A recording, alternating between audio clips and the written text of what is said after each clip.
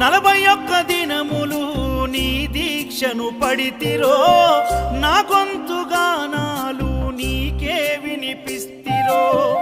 అన్ని వదిలి నేను నీ పూజలు చేస్తిరో, నన్ను నేను మరచి నీ సేవలో ఉంటిరో. భక్తితోని భజన చేస్తూ బయలుదేరితి, శక్తినిచ్చి నన్ను నడిపించు శబరికి. నేను అలసిపోతిని నిన్ను చూడలేనని, నీ భక్తుడైనా నే బాటసారిని. క్షణముండలేను తండ్రి నేను తల్లడిల్లిపోతి, ఈ పాదయాత్రలో నీ దరి కాననైతిని. ఎంత దూరం